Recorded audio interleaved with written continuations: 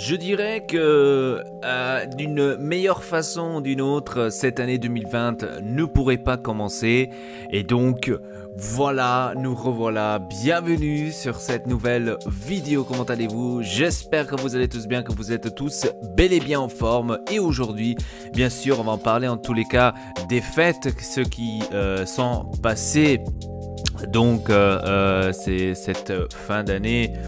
On va dire bouleversante, on va dire ça comme ça entre guillemets, et aussi ce début d'année, on va dire assez, on va dire tranquille et cool de ma part, parce que probablement il y aura pas d'autre moyen. Donc, comment vous avez passé les fêtes? J'espère que vous avez eu beaucoup de cadeaux, bien sûr, que vous êtes tous contents. Une nouvelle année s'annonce, on va dire, en pleine fureur et en pleine, on va dire, explosion, etc., etc.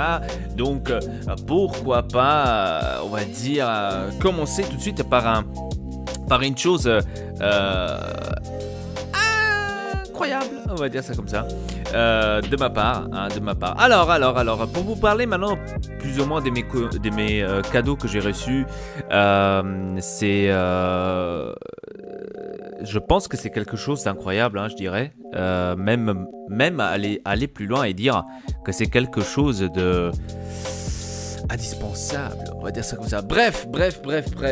Alors, moi pour Noël, ce que j'ai reçu, c'est bien sûr de mes parents. J'ai reçu de l'argent, j'ai reçu aussi de l'argent de la part de ma marraine, etc. Et en fait, je me suis posé la question pendant qu'on était en plein truc de Noël comme ça, droite et gauche. Je me suis posé en fait la question, c'est par rapport aux cadeaux en fait. J'ai comme l'impression que tous les années, on cherche d'avoir quelque chose d'extraordinaire, d'individuel, etc. Qu'en fait, tous les fins d'année, enfin, à chaque fois qu'on arrive à Noël, on ne sait jamais quoi acheter et à qui acheter et qu'est-ce qu'il faut prendre, qu'est-ce qu'il faut lui acheter, etc. Et je suis venu en fait à la conclusion, pour vous dire la vérité, que pour moi, Noël, ça devient de plus en plus commercial. Hein, je dois vous dire ça clair et net, ça devient de plus en plus commercial. Et j'ai comme l'impression que plus âgé je deviens et moins d'importance je donne à cette journée de Noël. Je sais pas, peut-être c'est moi qui vois la chose comme ça. En tous les cas, dites-moi dans les commentaires comment vous voyez le moment Noël, on va dire en général. Mais moi personnellement, je vois la chose plus commerciale que autre chose. Si on regarde niveau supermarché, niveau par exemple, je sais pas, le Fnac, etc. Ils abusent niveau prix, etc. Donc c'est vraiment du commercial pour que tu achètes en fait les choses que, on va dire que l'utilité en soi, certes, dans certaines choses, elle n'est pas tout à fait là. Ouais, donc tous les commerciaux et tous les supermarchés, on va dire, en général, c'est toujours un profit en fait qu'ils font toujours quand c'est Noël. Et moi, ça c'est un truc en fait que ça m'embête énormément tous les années. Ça m'embête énormément parce que je me dis, si vous aimez bien une personne, d'accord? Si vous aimez bien une personne, que vous voulez vraiment lui prouver que vous êtes attaché à elle ou que vous l'aimez bien, etc. Pourquoi tout le temps attendre Noël pour pouvoir lui acheter en fait des cadeaux? C'est complètement... je sais pas, je trouve ça un peu relou. Même la même chose quand on a par exemple le Saint-Valentin. C'est la même chose. Pourquoi pour le Saint-Valentin, on doit tous acheter des fleurs pour nos copines ou copains? Pourquoi on doit acheter... enfin, pour les copains, t'achètes pas des fleurs, je sais, mais c'est pour dire, en général, hein, les cadeaux. Pourquoi on doit acheter les fleurs, par exemple? Parce que c'est Saint-Valentin. Pourquoi on peut pas faire cela, par exemple, en avril, je sais pas, fin avril, ou pourquoi on peut pas faire ça tout simplement en août? Pourquoi est-ce que ça doit être pour la Saint-Valentin? Et là, à nouveau, c'est un coup de business pour ceux qui vendent des fleurs, donc pour les fleuristes, etc. C'est des gros business en profitant de cela. Quand, par exemple, Si t'allais un mois avant, par exemple, bah, t'aurais le truc moins cher, tu vois ce que je veux dire? Ou un mois après, t'auras le même truc moins cher. Donc, c'est tout un business, je trouve. Et ça, c'est le truc qui m'embête pendant ces fêtes-là. C'est qu'en fait, il y a énormément de magasins, etc., qui en profitent pour faire du business. Et ça c'est un truc que franchement, ça me casse les burnes un tout petit peu. Et c'est pour ça que je me dis, faire des cadeaux pour Noël, je trouve que c'est un tout petit peu inutile. Surtout quand on est plus âgé. Quand on est plus âgé, on a le moins d'idées d'acheter des choses. C'est-à-dire, on ne sait pas du tout avec quoi est-ce qu'on fait plaisir à une personne. Est-ce que je lui achète un parfum? Est-ce que ça va lui plaire? Est-ce que ça va bien sentir? Est-ce que je lui achète des habits? Est-ce que j'ai pris la bonne taille? Est-ce que c'est le bon truc? Est-ce que c'est un truc qu'elle va mettre un jour, elle ou il? Et donc ça, c'est toutes les questions que tu te poses. Tu t'achètes un petit truc, genre une clé USB. Bon, maintenant je suis en train d'abuser, mais c'est pas pour dire. Est-ce que ça va lui plaire? Est-ce que c'est peut-être de la merde? Mais elle ose pas te le dire parce que voilà, elle sait que c'est Noël, etc. Elle va pas oser te dire, c'est de la merde gros, arrête de m'acheter ces merdes. Elle va pas te le dire. Donc c'est toutes ces questions-là que quand par exemple on était petit ou quand on devrait acheter quelque chose pour des enfants, c'est beaucoup plus facile. C'est ma copine par exemple. Elle m'a acheté 2 pulls. J'étais hyper content. Mais hyper content. Elle m'a acheté 2 pulls. Franchement, abusé. Déjà parce que, je ne voulais pas qu'elle m'achète des trucs. Et de deux, elle vient avec ça. Je me dis, mais non, mais tu peux pas me faire ça. Moi, je suis quelqu'un, j'aime pas quand on me fait des cadeaux. J'aime pas parce que tout simplement, je veux pas que cette personne-là dépense de l'argent pour moi. J'aime pas. Si moi, je dois lui dépenser pour elle ou pour quelqu'un d'autre, je sais pas, même pour Ortex par exemple, si je dois dépenser, je m'en fous, tu vois. Je m'en fous parce que je sais que c'est pour du bien, etc. Mais quand on fait ça pour moi, je sais pas, je me trouve comme, je me sens comme coupable, je me sens comme si, comme si je t'aurais volé quelque chose, même si c'est pas le cas, même si ça vient de toi-même. Mais je me sens comme ça, je sais pas, j'ai cette impression comme ça toujours. Et là, vu que ma copine, elle est venue avec cet énorme cadeau. Pour moi c'est énorme, hein. Même si pour certains il va dire ah mais bon c'est que des pulls. Non mais pour moi c'est énorme parce que c'est un geste énorme pour moi. Et en plus elle a fait des cadeaux aussi à mes parents, que d'ailleurs ça aussi c'est, voilà, c'est inexplicable. Je veux dire, voilà, nouvelle copine et tout de suite comme ça des cadeaux pour mes parents. Donc pourquoi pas l'épouser tout de suite? Enfin je veux dire, y a pas de souci frère. Et voilà, donc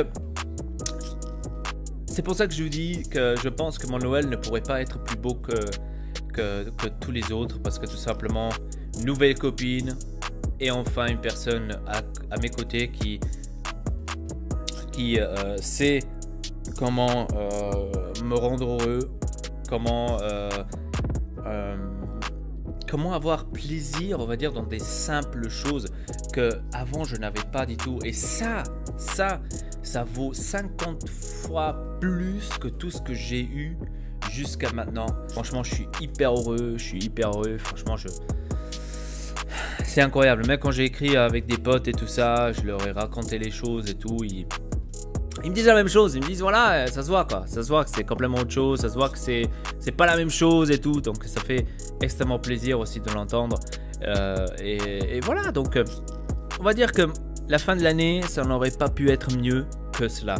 Et bien sûr, début 2020, un peu relou de ma part parce que je travaille. Hein, donc quand je suis en train de tourner cette vidéo, on n'est pas encore en 2020. Mais vous allez voir cette vidéo en 2020. Donc c'est un truc de turfu incroyable. Donc là, quand je suis en train d'enregistrer cette vidéo, on est le 28 du 12. Mais je peux déjà vous annoncer que le 31, donc pour le nouvel an, je serai au boulot. J'aurai la nuit.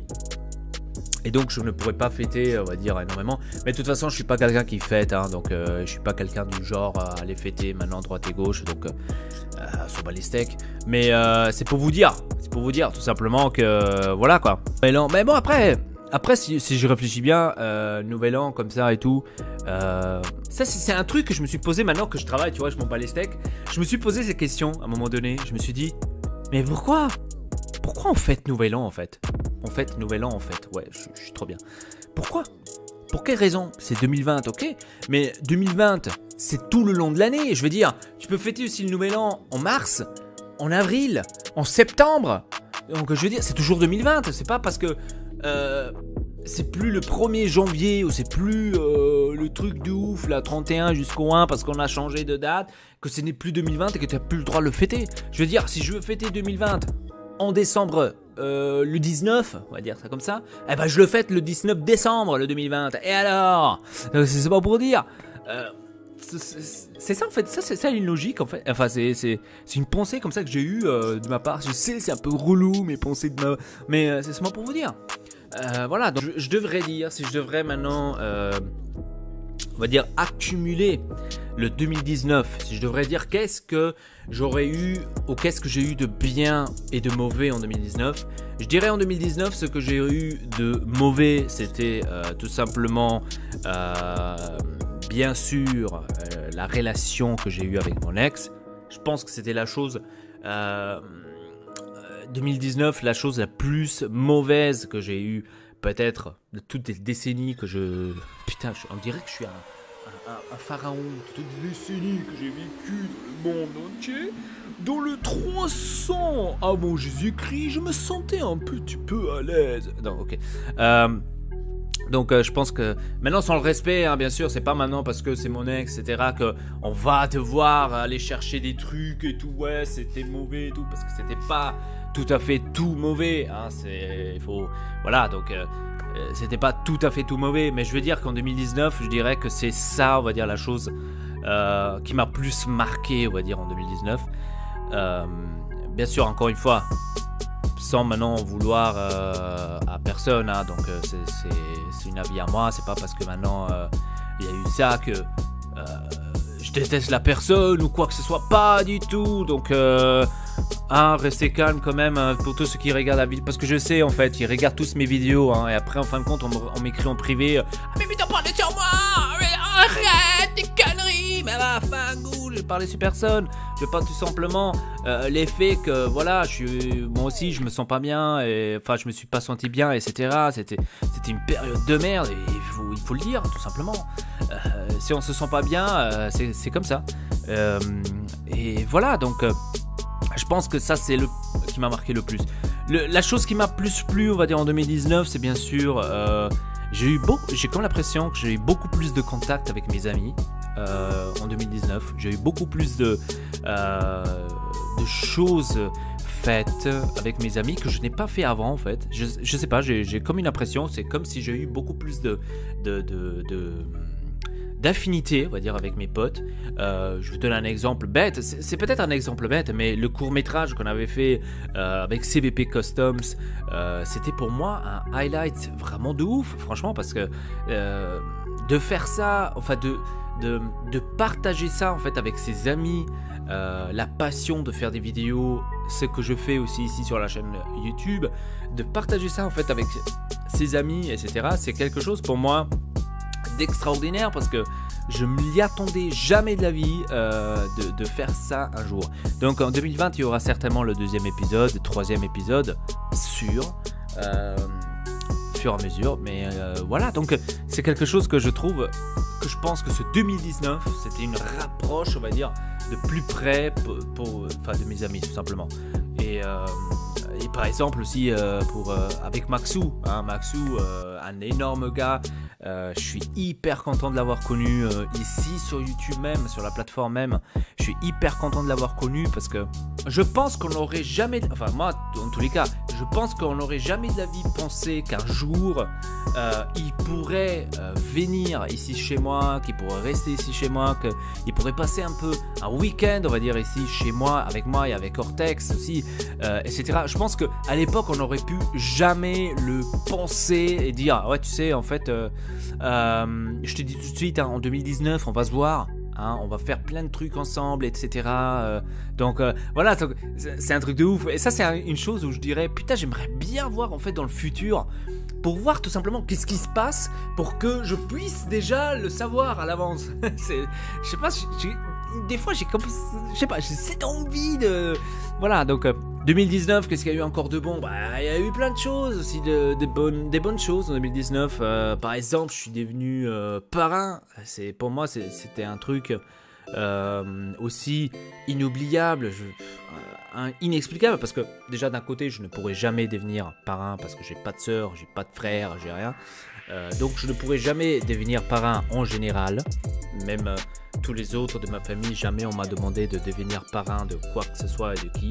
Voilà, et j'étais hyper heureux quand mon meilleur ami, en fait, il m'a demandé de devenir parrain de ce nouveau-né. Et franchement, j'étais sans parole et bien sûr, accepter tout de suite, c'était une obligation, sans dire mais, sans dire quoi.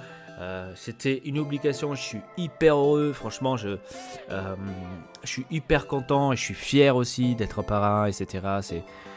C'est comme, on va dire, une responsabilité qu'on me donne en plus et je la prends volontairement. Et voilà, donc c'était les beaux moments, c'était beaux moments en 2019. Et bien sûr, en arrivant maintenant à la fin 2019, rupture inattendue. Bon, inattendue, on va dire, la rupture, elle n'était pas inattendue. Ça faisait un moment, ça fait déjà plus qu'un an que ça marchait plus, etc. On essayait, enfin, j'ai essayé de. Voilà, bref, donc c'est des trucs que, voilà, des personnes ignorantes et connes sur Facebook ne comprendront pas et écrivent.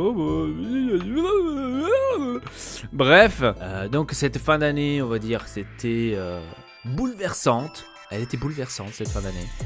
Et voilà, donc ensuite, fin octobre, c'était un tout petit peu, on va dire, un moment de chute, on va dire ça comme ça. Un moment difficile, enfin difficile, non, mais un moment, on va dire, plus intense, etc. Et puis après, on est arrivé novembre, fin novembre ou mi-novembre, on va dire, où j'ai connu justement cette superbe fille où en fait au début je me posais pas énormément de questions, j'allais pas chercher loin parce que je me disais voilà quoi, pour avoir maintenant une nouvelle relation, quoi que ce soit, je ne compte pas parce que tout simplement je me disais maintenant en étant célibataire, etc., je fais beaucoup plus attention, on va dire, à certains détails que peut-être avant je ne faisais pas attention.